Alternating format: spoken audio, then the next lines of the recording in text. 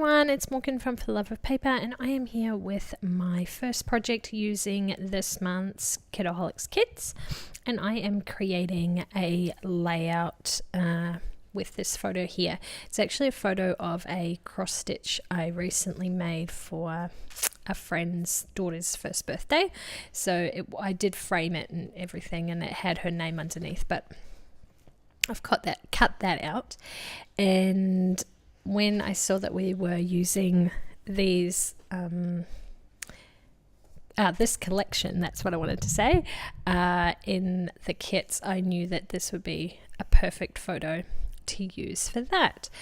So yeah, that's what I'm doing. Now the sparkle and unicorn words, I did a cut file on my silhouette, which decided to work for one random occasion and probably won't work for another 3 months. I think I need a new one, but I managed to cut this out and be able to use it on my layout. So I kind of laid it out how I wanted it to be, and then went through all of the die cuts and the exclusive die cuts, and pulled out the bits that I thought I might want to use on the page. And then I pulled out the sequins because I thought I might have wanted to use those, but they don't quite make it to the page. And then also this little gold, arrow. And when I saw the blue arrow, I was like, well, maybe they could go together. And a few little hearts, and yeah, so the title is going to be Sparkle Like a Unicorn, and I do just get some alphas from my stash to fill in the other couple of words there. I was going to use the word sparkle from the word thickers that you can see off to the side there, but it wasn't quite big enough. I needed it to be a little bit bigger on the layout. It would have just been a little bit too small, unfortunately. So now with this one, I wanted it to be gold and sparkly, so I got out my embossing powder in gold and embossed the heck out of this cut file. So it's only out of regular cardstock, and I just get my what is that stuff called, the ink you use to do embossing? No, I've forgotten. And I just, as you saw, I just pressed my my word into the ink, and that's all I did. So just kind of stamped it in, and that's it. Normally obviously you would use a stamp and stamp it into the ink pad, but I just covered the cardstock, oh my goodness, my words today, covered the cardstock in the ink, and then tipped the embossing powder over it and used my heat gun to melt it. Is that what it's doing? I suppose it is melting it, isn't it, really? And that was it. So I only did half the word at a time, so I did the end half, and then I went back and did the first half because I didn't want it to sort of fold over and get the sticky Versamark, that's what it's called. I didn't want to get that everywhere and make a big fat mess. So that's why I did it in stages, and then laid everything out on my page again, make sure that's what I wanted, in case I wanted to go back and change the gold around.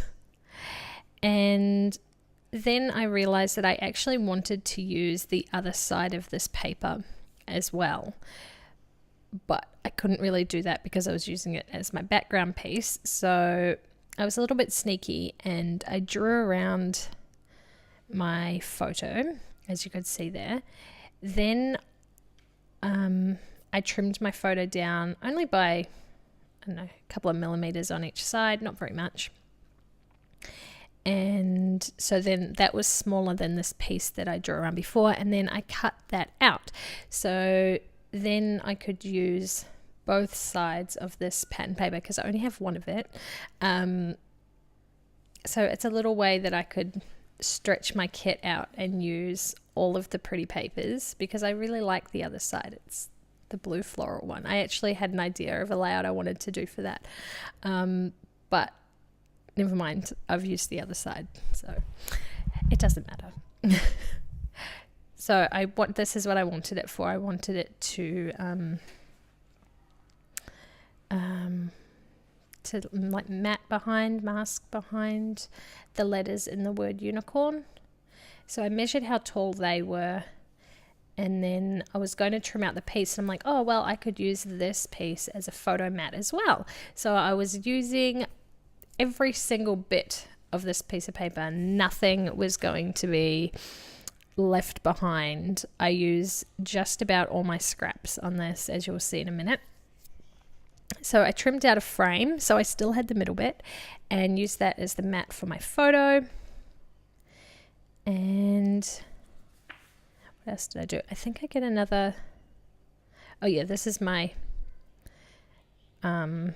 scraps container, which I have actually emptied out about 3 times in the last 6 months, and it's still chocker full of scraps. And this is just a dark blue piece that I had lying around, and then I made another photo mat just to make it a bit bigger than that, the square that I cut out. And that blue matches quite nicely with the blue floral pattern paper as well. And I think that's all the photo mat that I do. Yep. Now it's time to glue it down on my page, and there wasn't very much space to work with, so I just did a really, really thin line of glue along each side. I was going to use tape, but there wasn't enough space, unfortunately. It's only the tiniest little lip there, and it wasn't quite strong enough, so I got some washi tape out and reinforced it a bit more. But how pretty is that paper? I'm almost tempted to do a layout on the other side of that paper. I am thinking I might, and then I'll use the photo to cover up the big gap. I think. I'm thinking about it. I'm wondering what I could do on the other side, because it's such a beautiful paper. And now it's time to start gluing, not everything down, but what I've got down. And then I'll start working on the unicorn word. Now this layout actually took me a long time. This one took me about an hour and a half. I think I did stop a couple of times, to have a cup of tea and whatnot during the process. But that included making the cut file, cutting it out, and everything pretty much. So it was a bit of a longer process, but it was really fun. I haven't done anything like this before, where you cut out the letters and then stick the colored paper behind. I've done it with shapes, but never with words. And then at this point, when I was making my embellishment cluster, I realized I had glued down my photo mat, so I couldn't tuck things underneath. So me being me, I just trimmed them to make it look like they were underneath, which also gave me that tag that I've cut there. You can see on the right hand side next to the ruler, there's the other leftover piece of that, and I end up using that in one of my letters as well. So when I said before that I used up everything, literally everything, there was hardly any scraps at the end, which is always nice. And what else do I add in there? I'm pretty sure I add one of those hearts in there, or maybe later. So there you go. This is where I get out the little extra piece. Now to do these, I don't know how other people do them, or if there's a way you're supposed to do this. I guess if I had time, I could cut out the letters again in the different pattern papers, but I think that would be quite time consuming because I wanted it all different patterns. So I just drew around the outside of the letter and then trimmed them out. So I don't know if other people do it differently. let me know. Leave me a comment below and tell me if there's an easier way to do it, because this took quite a while to get everything to line up. And of course I didn't want to chop into too many bits of paper, so I've used the reverse side of various ones, and I think I only cut into one other piece of paper because I used the piece that I cut out, and then I cut another piece of paper, I think, because I wanted to leave some pages whole, which is the problem. It's always the problem with the first layout. You don't want to cut into everything. So this was where I used the floral paper. I used it for the U, and then I think maybe the O. Can't remember. I do remember trying to squish as many onto the one piece of paper as I possibly could.